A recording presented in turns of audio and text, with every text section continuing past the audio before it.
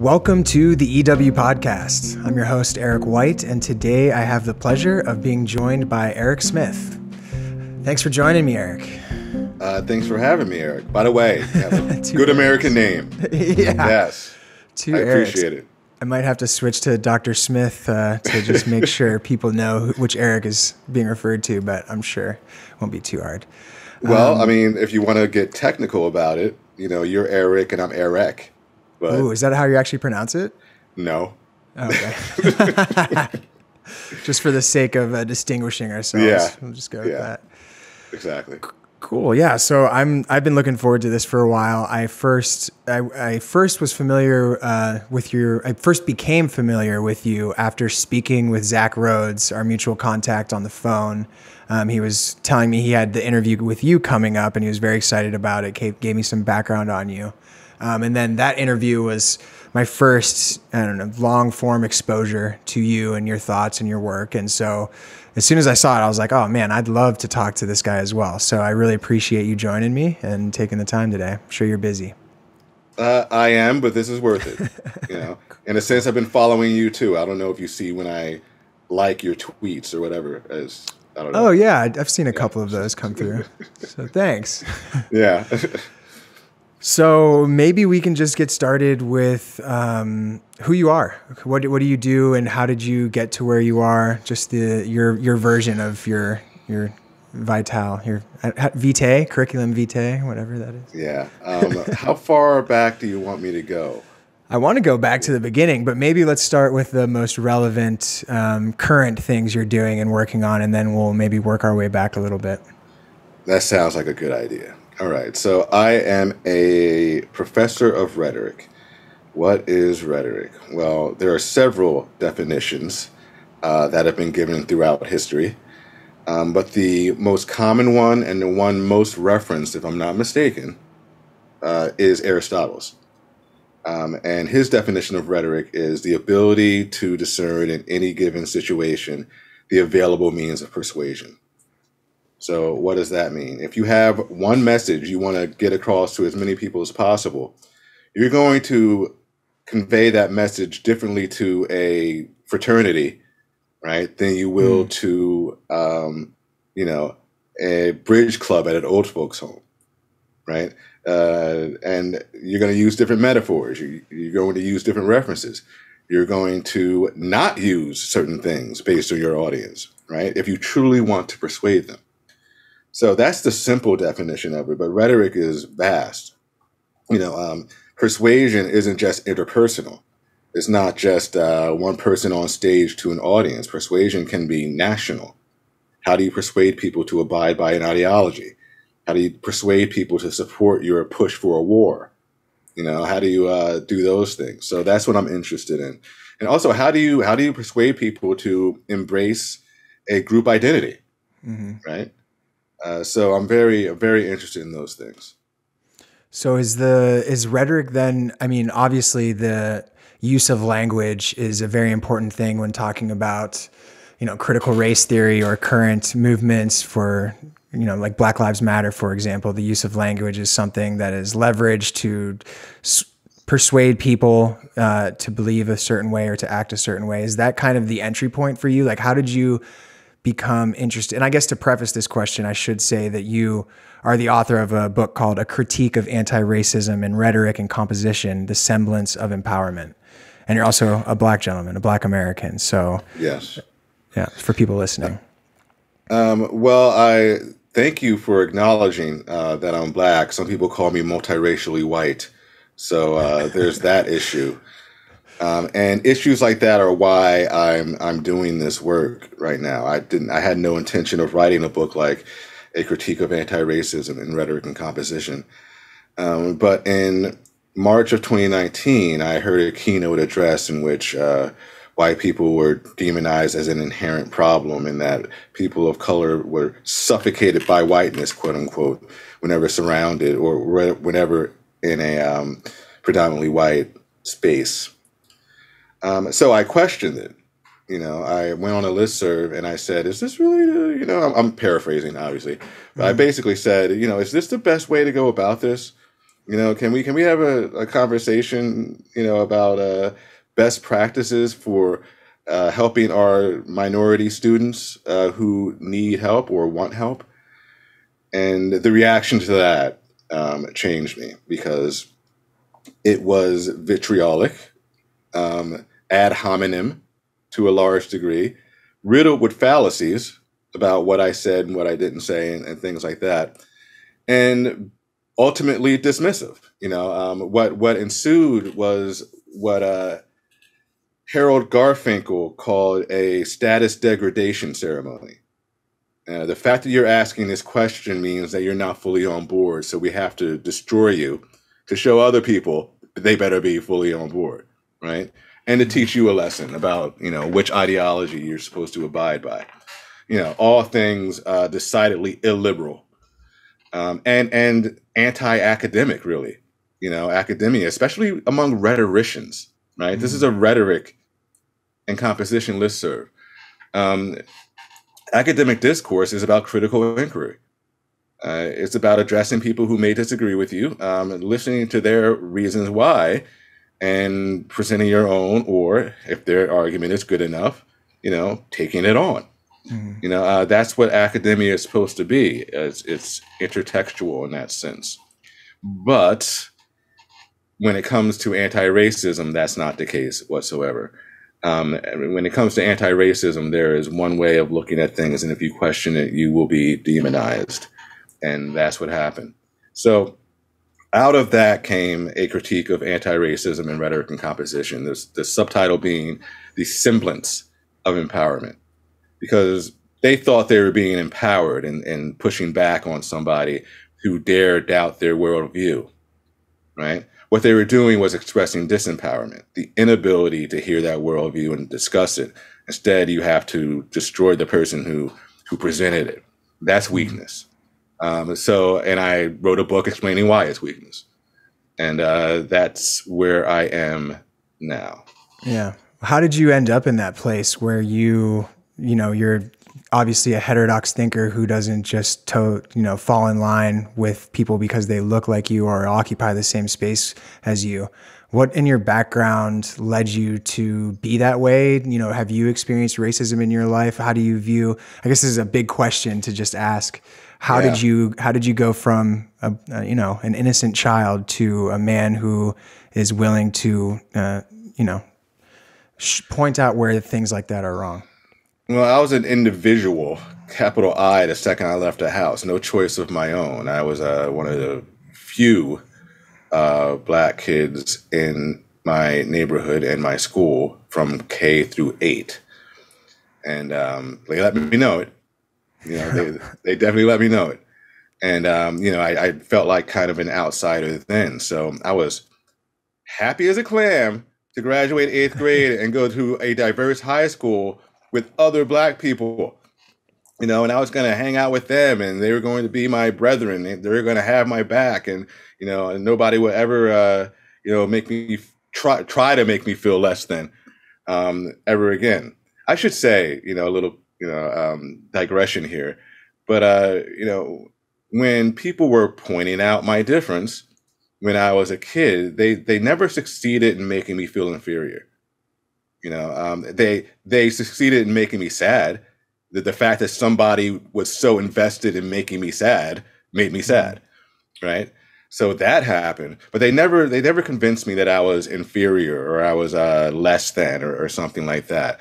It convinced me that they were, right? I didn't need to, destroy somebody's, sense of self, to feel better about my own, right? So there's that. Nevertheless, I wanted to get out of it. So I ended up in high school, a very diverse high school, convinced that the Black students, at least, would take me in with open arms. Boy, was I wrong. And I mean, not completely. There were obviously Black students who, were fine with me. But there were others who were not. And it was because, my values and attitudes and beliefs weren't their values and attitudes and beliefs. perhaps my values were, to them a little too white, right? Can you give any examples? I don't think they were, but just the way I spoke, the things I was interested in. Angelo Eduardo has a similar story. The things I laughed at. He talks about humor and the differences in culture and things like that. That's kind of what happened, and I was once again, an outsider.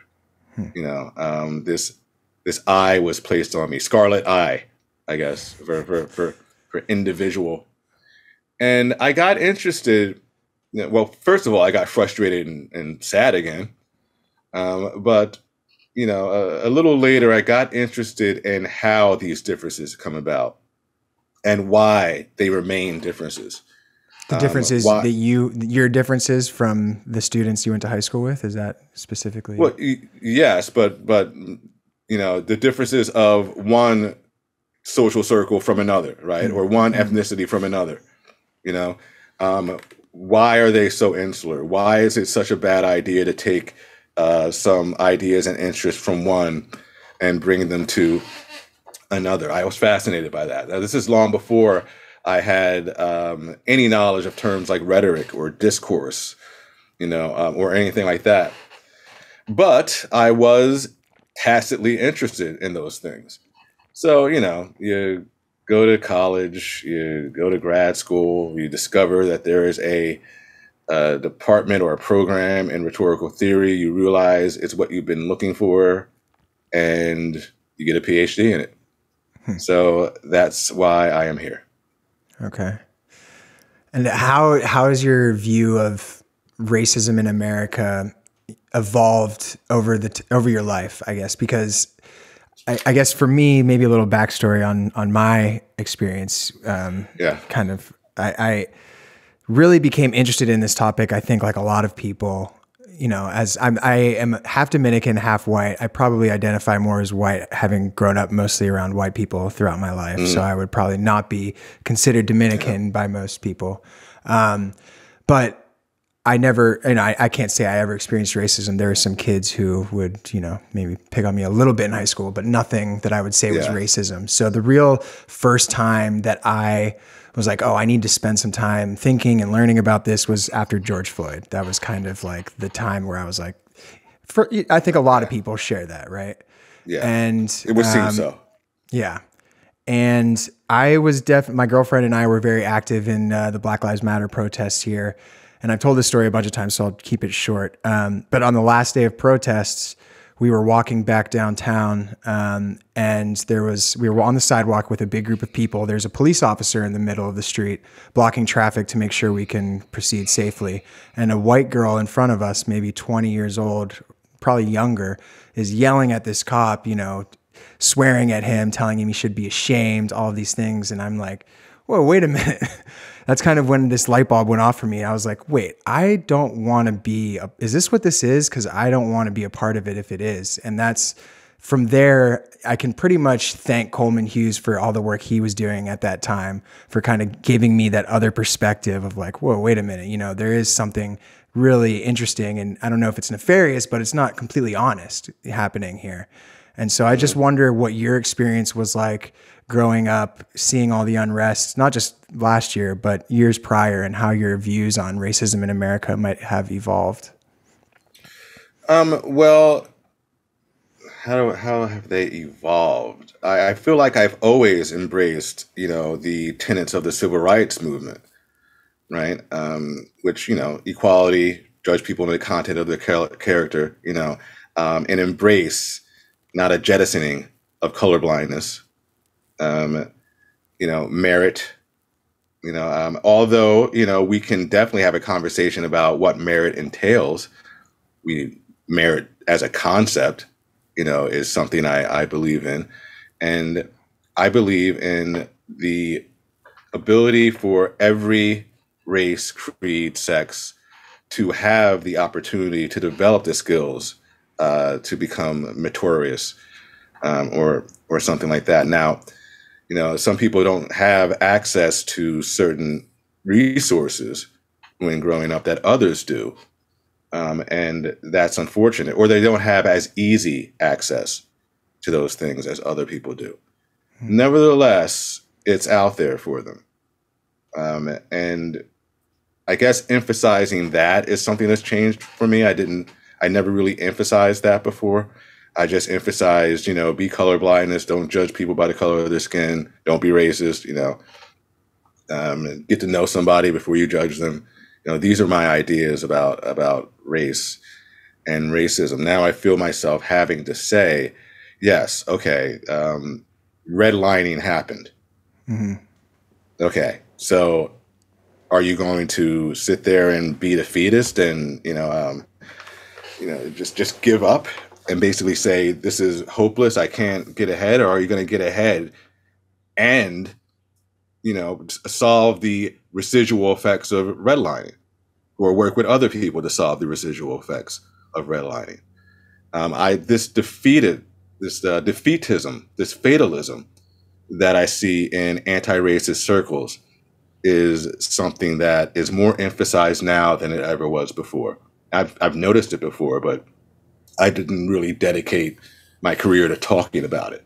I feel like especially after 2019, forget about 2020, especially after 2019, in my experiences, bringing up these ideas with other rhetoricians in my field, especially after that, I want to look at the disempowerment of many anti-racist circles, which is why I wrote a book on empowerment and disempowerment, and I'm writing another book elaborating on what empowerment is and how one can cultivate it, right?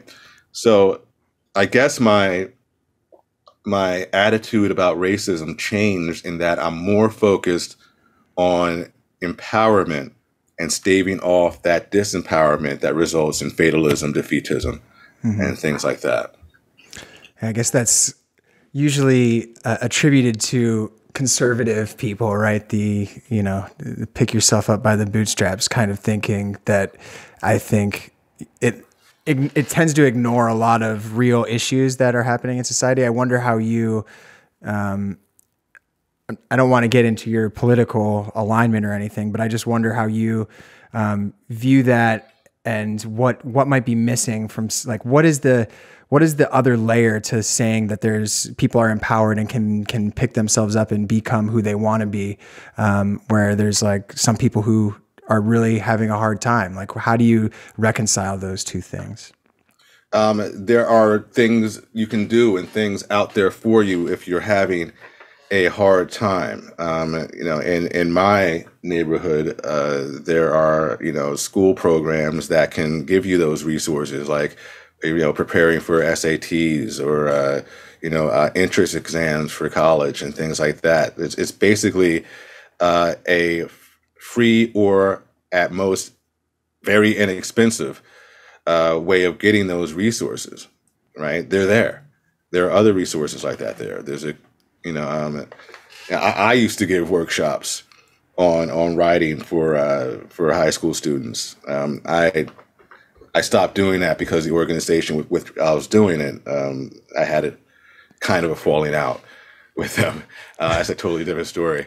But yes, those things are out there. Now, there are people who definitely need help, and they should get help, right? We should make sure not to put them in positions where, they do lack opportunities that other people have. And we do need to address that. But A, that's not everybody.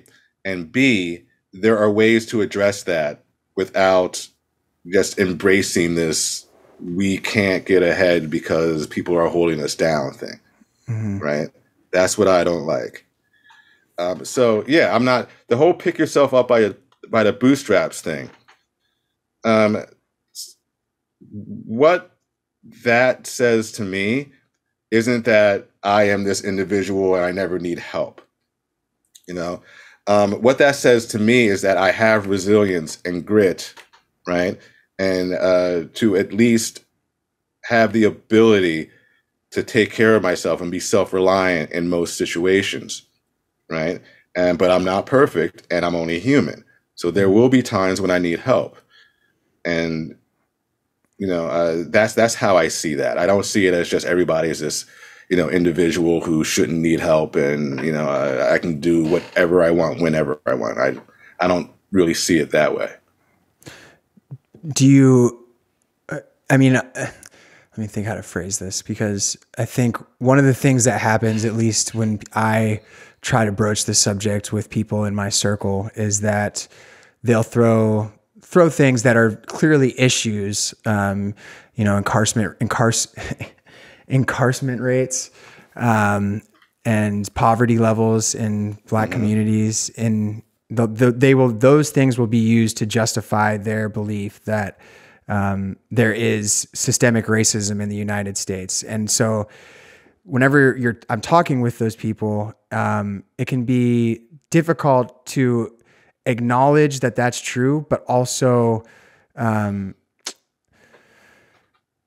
explain properly or get them to see the point of view that I'm trying to come from, that I think is maybe a little closer to you. I wonder what you like. How do you approach the systemic racism thing and these various very real problems, like Black people in prison, or differing sentencing terms for white and Black people committing the same crime? Like, how do you talk about those issues while also maintaining your core belief of empowerment? Well, you can be empowered and address those issues, right? You don't have to be disempowered and address those issues. And I see a lot of, the incentivizing of disempowerment when it comes to these things. Empowerment is, I abide by empowerment theory, which is a three-pronged concept, right? There's interpersonal, your individual empowerment. There's interactional, how you fit into communities and things like that. How do you interact with them in healthy ways? And the behavioral, which is getting things done, right? Collaborating with other people to get things done. You need all three to be empowered. So although I'm not like, oh, those aren't problems because I'm here. I got a great life, so those things aren't problems. No, I'm like, those things are problems and they need to be dealt with. In the meantime, I'm going to have the best life I can, right? And here I am. A lot of people aren't saying that. They're not saying fix this and have a good life. They're saying fix this because you're going to always have a bad life. And that's what I can't get down with. And also, when it comes to systemic racism, people have different definitions of that. I used to define it as something comparable to institutional racism, which was not in every institution or in every variation of every institution, right? But you can have in the policies of a school system something that isn't conducive to being fair to all races, right? Doesn't mean that the other school district has the same problem, right? Systemic means, oh, it's all over the place, right? I think that's very defeatist, in my mind. I don't believe wholeheartedly in that. There's a tenet from Robin DiAngelo, who wrote White Fragility and Nice Racism. She has several tenets of anti-racist education. And one of them is, the question isn't, did racism happen? Is how did it manifest in that situation, right? So if you're not noticing racism, it's just because you don't see it. It's there. Like when that guy delivered the pizza the other day to me, somehow that was racist. I don't know how, because, I have false consciousness or something like that. But somehow that was racist. The idea that racism is always already happening in every situation, I don't embrace that. I think it's stupid, actually. I'm going to be honest with it. How do you, as a linguist, as someone who studied rhetoric, I think it might be easier for you to at least catch or understand when, tricks of language are being played. And maybe that's not 100% true, because the link serve thing that you were talking about before. But how do you How do you recommend people like me who aren't rhetoricians or, professors of English? How do we keep an eye open for these types of tricks that are being played with language to motivate our beliefs and our actions? Oh, well, how do you keep an eye out? Wow. Well, first of all, if something sounds like it doesn't make sense, Yeah. it's probably a fallacy of some sort. The main fallacies that I see being used among people who embrace critical social justice, or the ideas of D'Angelo and her ilk, are ad hominem and straw man fallacies. Ad hominem is basically, I'm going to respond to your critical inquiry with an insult, right, and not take you seriously. Straw man is, I'm going to pretend you said something else because I can't refute what you actually said. Right. So I'm just going to pretend you said something else and then refute that. Right. Those are the two main logical fallacies that I see amongst critical social justice activists and many contemporary anti-racists. So look out for those things. But I mean, there are several fallacies, and there are websites about it. The nizcore.org has a great list of fallacies, all the main ones, right? There is, well, I was going to show you, I have a card deck of fallacies, right? It's like flashcards, of fallacies that I try to share with as many people as possible. But the main ones are ad hominem and straw man. Yeah. And yeah, I definitely think there's value in learning more about those, because I myself am only familiar with a few. And if you have a whole deck, that means there's a lot that needs to be There known. are a lot. Yeah. Yes. Yeah. Yeah. What about like the place of asking questions? It seems like that's not even a thing you're allowed to do anymore if the questions aren't serving the interests of the narrative that's being predominantly spoken about. How do you approach that? Is that something you even play with anymore? If someone isn't willing to answer your questions, are you just the type of person who doesn't even continue down the road of conversation with you? Or do you have methods for getting around that kind of thing? Well, I have two kind of answers to that. The first answer is that you're right. Having conversations may not be conducive to the narrative that is being embraced, one of victimhood and hopelessness, basically. But they're not willing to talk because, to talk to somebody who doesn't agree with you is to dignify them with a response, right? And if we dignify with them with a response, then they might be right, or they might have a good point, which weakens the narrative. Don't even put yourself in that position. Just don't talk to them. And if they ask questions, dismiss them outright. Right. So that's what seems to be going on. And I mean, we can get into the Marxist origins of critical race theory and critical social justice and things like that, and what they said about tolerance of the other side. But that's a deep dive. The other half of the answer I have for you is that I may still talk to them, but I'm no longer talking to them. I'm talking to the eavesdroppers. I'm talking to the people who may be hearing this conversation, or quote unquote conversation. I want them to see and hear what's going on, right? The last person I'm trying to convince is the person with whom I'm debating, when it comes to that kind of situation. This person's too far gone, but I'm going to use this person as a catalyst for my monologue, right?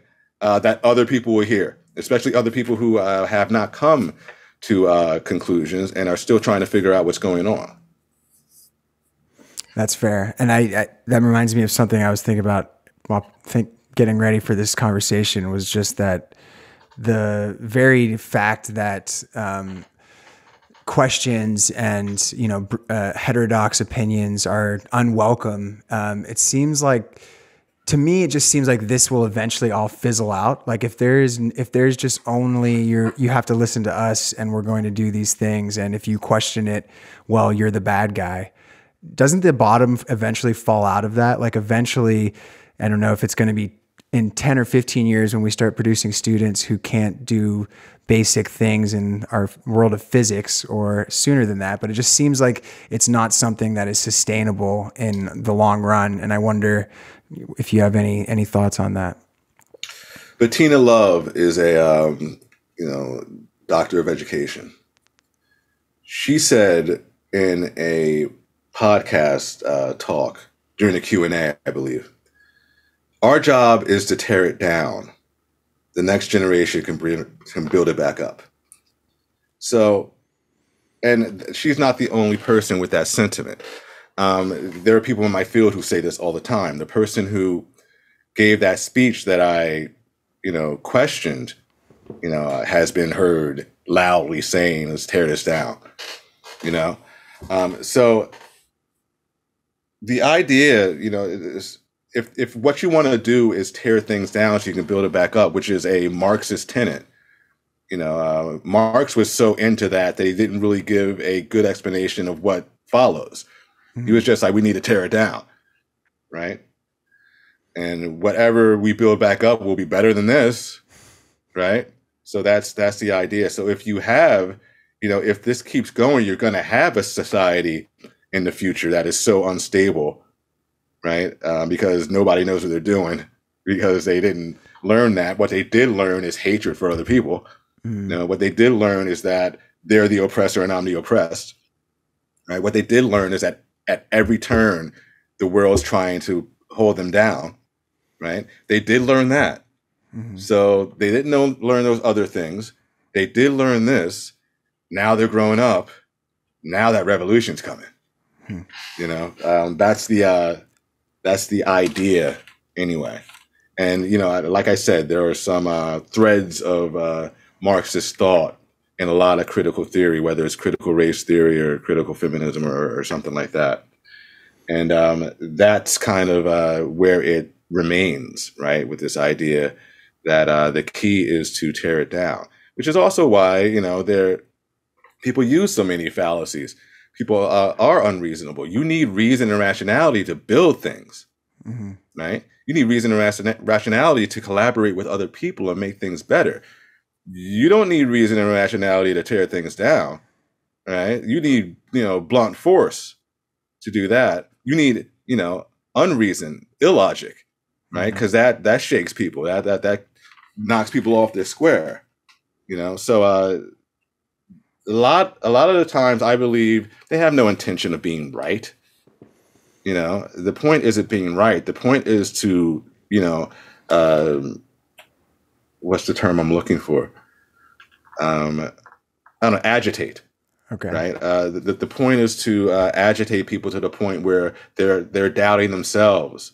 They're doubting, their beliefs, their values, and things like that. And I'll stop talking. No, it just doesn't make sense to me. Like, wouldn't you want to double down on the things that, make people more effective or capable in the world, as opposed to diminishing that? I don't understand the commitment to not doing that. The commitment to doing the opposite, even. The very opposite. Well, if people are capable and they're leading successful and fulfilled lives, then the system's not that bad. So there's less of an excuse to want to tear it down and build up another one, right? A lot of 60s Frankfurt School scholars, neo-Marxist from Germany who came over to escape the war, they have an idea. Well, Herbert Marcuse does anyway. The people have to be upset. The people are too happy right now. I was going to give up on this, but maybe if we can convince them to not be happy, right, then we can bring on this revolution.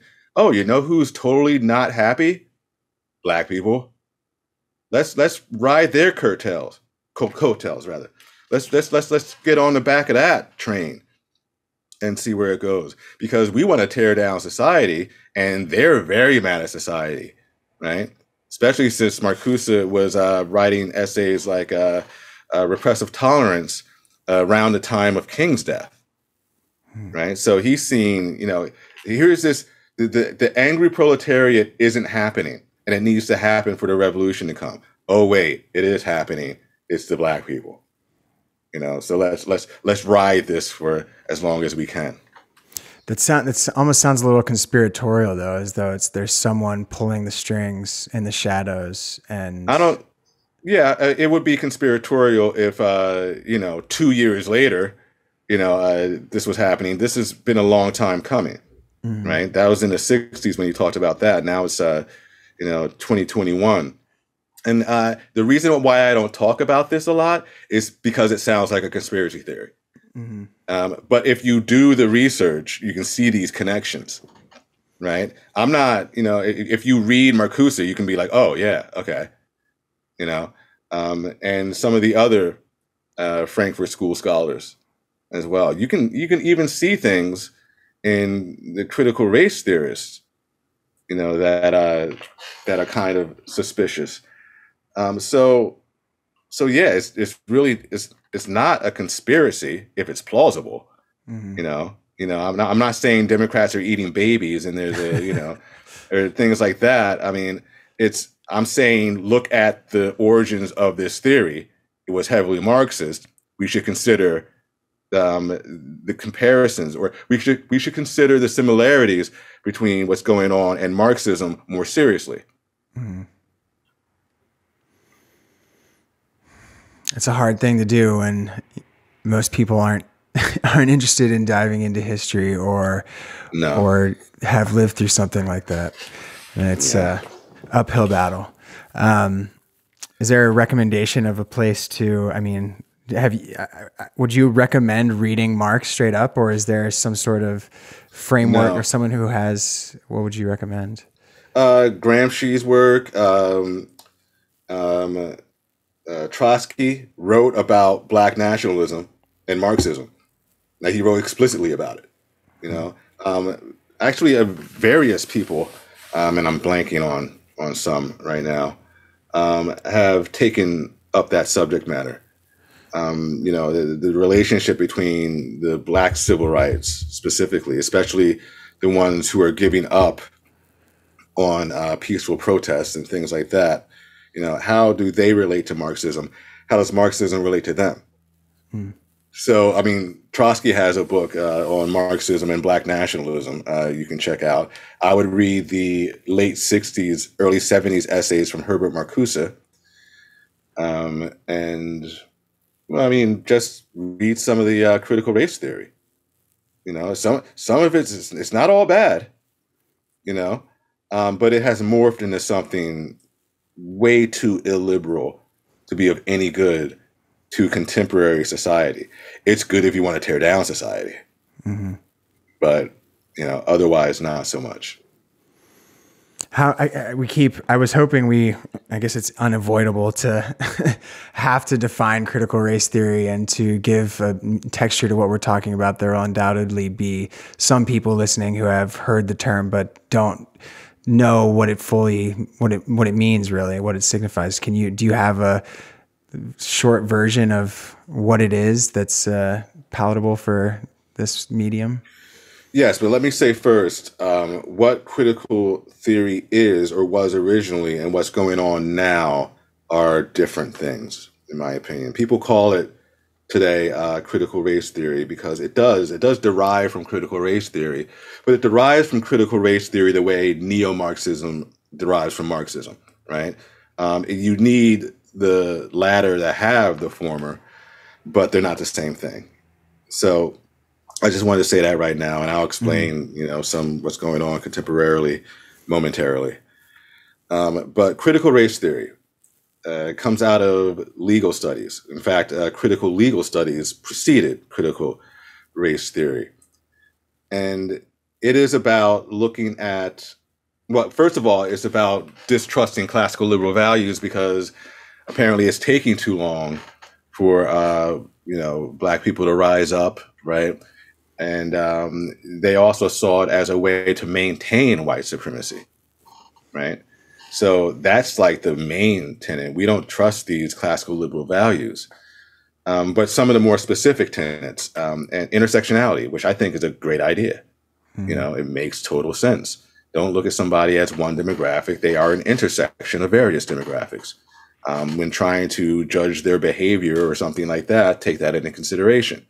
It's easier said than done, but worth doing, in my opinion. So that was a great idea. It's turned into something else now. It's turned into a marker of ethos, of credibility. So now, the more downtrodden intersections you have, the more right you have to speak, right? The more privileged intersections you have, the less right you have to speak. That wasn't the point of intersectionality, right? Another aspect of critical race theory was anti-essentialism. Because people are intersectional, you can't really pin them down, right? But now, there is racial essentialism, right? And if, although people are intersectional, although we are talking about intersectionality still, they are still reduced to those intersections, right? I'm not my experiences, my hopes and fears, and, my interests and things like that. I'm a combination of demographics. That's it, right? So that's also not what was going on in original CRT. There's also the concept of interest convergence, which comes from Derek Bell. And that is the idea that improvements don't come for Black people unless they also are beneficial to white people, right? So Bell uses desegregation. That didn't happen because it was the right thing to do. It happened because there was a Cold War, and we needed to show the world that we weren't the jerks we actually are, right? So we have to desegregate the schools and make a more integrated society. As long as those, Russians are out there, we need to, do what we have to do. There's also Thomas Sowell, I believe. I don't know if he was talking about interest convergence, but he brought up the desegregation of baseball. Right? That wasn't done because it was the right thing to do. It was done because the Dodgers decided to do it because Jackie Robinson was pretty good, and they were going to bring up other people, and all these other people were good. They can't all be on the Dodgers. They're going to rule for a decade, right? So we have to start integrating, right? So, that was interest convergence. It benefited white people as well as Black people. And so that's another tenet from Derek Bell. And there are the other aspects, like merit is a ruse, right? It's just white values, right? And also, if this person had better resources to acquire those skills, that's unfair to the person who didn't, right? So, let's throw out merit altogether, throw out colorblindness. These are the aspects of CRT that, survive today, but in bastardized ways, like what I talked about with intersectionality and essentialism, right? And what I said earlier about Robin DiAngelo and the idea that, it's not whether racism happened or not, it's how it manifested in that situation, right? That's kind of a bastardization of Mari Matsuda's concept of asking the other question, which basically means if you see sexism happening, look for the racism too, because things are intersectional, right? If you see racism happening, look for the sexism. If you see ableism happening, look for the, just ask the other question, which is to have a more holistic view of what's going on. I don't think that's a bad idea, but it morphed into there's always racism, right? So there's a bastardization of what's going on with CRT, which is why I don't call what's going on today CRT, not when it's put into practice anyway. I call that critical social justice. DiAngelo herself wrote a book in which she said we're we are critical social justice scholars, right? And she's also the person who came up with those tenets of anti-racism, one of which is don't ask whether racism happened, but ask how it manifested in that situation. Mm-hmm. So it's a kind of bastardized version of critical race theory. And I mean, can I talk a little bit more?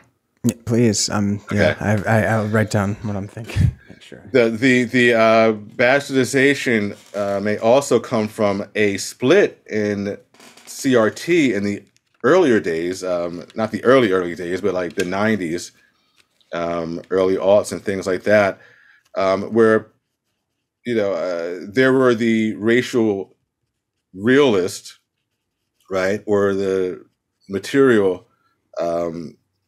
anti-racist, right?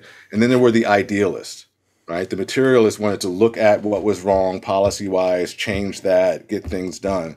The idealists were like, we just need to change language. We need to turn Black into African American, right? Mm-hmm. We need to make sure that this is frowned upon and this is frowned upon and things like that.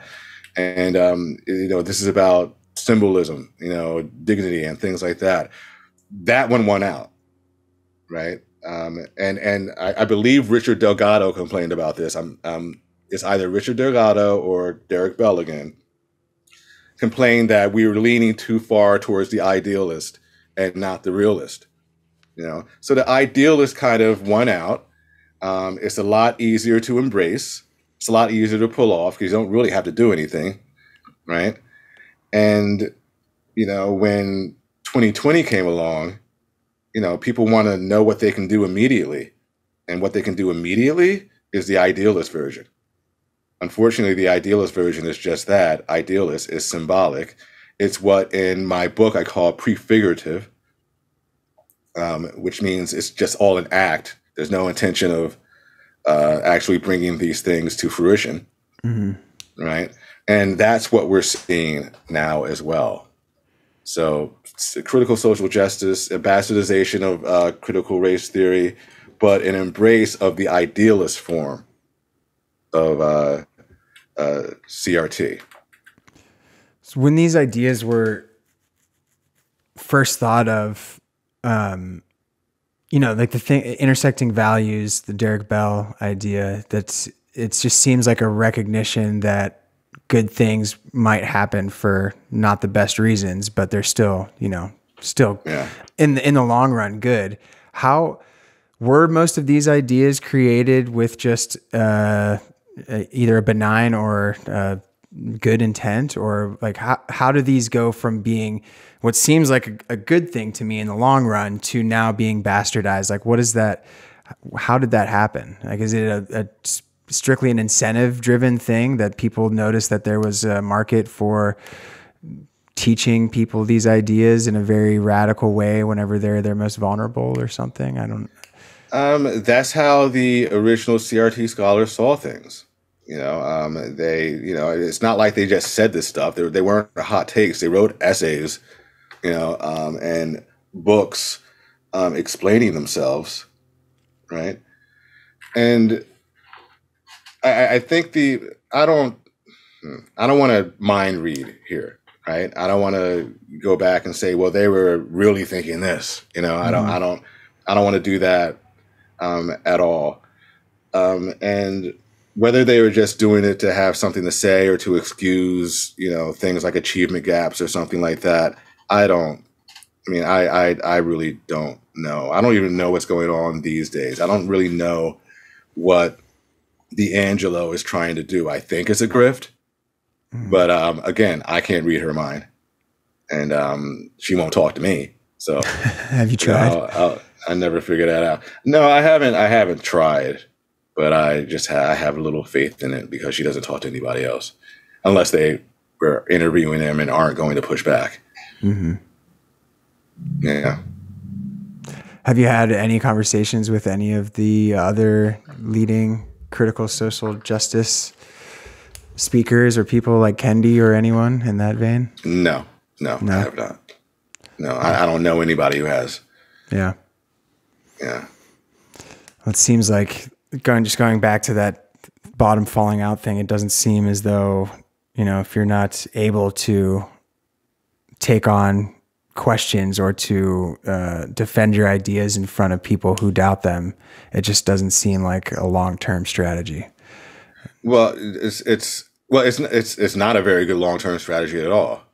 And it's the idea that it doesn't matter because everything's racist, right? If we're having a good faith conversation, no, we're not. It's bad faith. There's a rhetorician. There was a rhetorician named Wayne Booth who, coined this idea of rhetorology, which is basically listening to the best of your ability to understand the other person, so that you can figure out the best ways to interact with them and get to the truth, right? And there are devolutions of that though. And there is listening rhetoric A, listening rhetoric B, right? Listening rhetoric C was a bad version of it. That is, I'm listening to you, but only to find ways to defeat you and maintain, the status quo, right? And what's going on in a lot of anti-racist circles is they're ignoring every other definition of listening rhetoric. They're focusing on that. Everything is somebody trying to trick you, right? Especially if they don't agree or find flaws in your methodology, especially if they're white, period, right? Everything's a trick.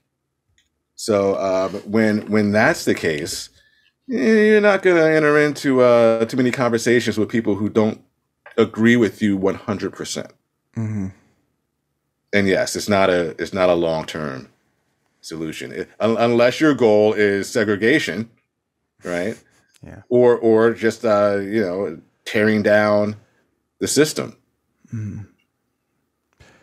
Well, I don't want to take too much more of your time. Maybe we can just wrap up by talking. Can you talk a little bit about what Free Black Thought is, that platform, and I'll make sure to provide a link to listeners and watchers. Sure. Free Black Thought was co-created. It wasn't just me. There are several other people involved in that as well. Some do not want to be named because, their jobs are too precarious, or, their workplaces are a little too woke, and they don't want people knowing that they're a part of this, which is part of the problem, because Free Black Thought is about letting people know that Black thought is a, eclectic thing, right? There's viewpoint diversity within the Black intelligentsia, right? But we're only getting kind of one viewpoint as the right viewpoint, to the point where Joe Biden would say something like, if you're not going to vote for me, you ain't Black. This old white dude is telling you what really Black is, right? And that's bad when it gets to that point.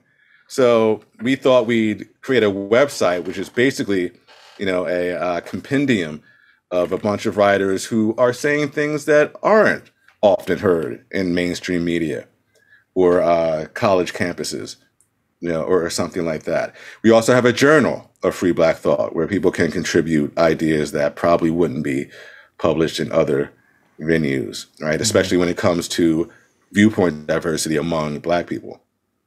So that's why we're doing that. I'm also busy. I'm a professor first and foremost. So, I have to do that too. But we do have a team, and, we launched a journal, and hopefully in the near future, we have a regular podcast, right? And we can spread our ideas that way. What's the general makeup of the contributors to that? I think I read somewhere that you guys have everywhere from Marxist to laissez-faire. In the compendium? Yeah. Yeah. It's as much as we could possibly find, from various different people. People think I've read that entire list. I mean, I am a one human being. I can't read all of that, but there's a lot there. Yeah. There's a lot there to show people, that there isn't just one way Black people think, one way Black people feel, one way Black people interpret the world, right? And that's ultimately what we wanted to do. Ideally, I would like to see teachers utilizing this to some degree, right? They don't have to bring up the website Free Black Thought, but they can look and see, the various viewpoints about one thing, right? And make sure, you get as many sides as possible when teaching that one thing. I would like to see that, but maybe. Has there been any, do you use it in your classroom with your students at all? Is that something that you point people to or utilize? I point people to it. I utilized it initially in my American philosophy class when talking about classical liberalism. I showed the 1619 Project and the 1776 Unites.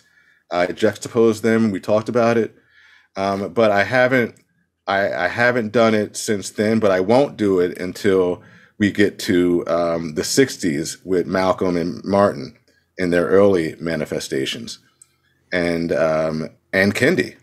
I'm going to assign that, and we're going to discuss various viewpoints around his thoughts. So, have you done that before? Have you done Kendi before in your classroom? Not in the classroom, no. No. Do you imagine it being difficult for you to keep your opinion out of it at all? Because I just imagine someone who is very outspoken about anti-racist ideology might have, very strong opinions that would be hard to check at the door.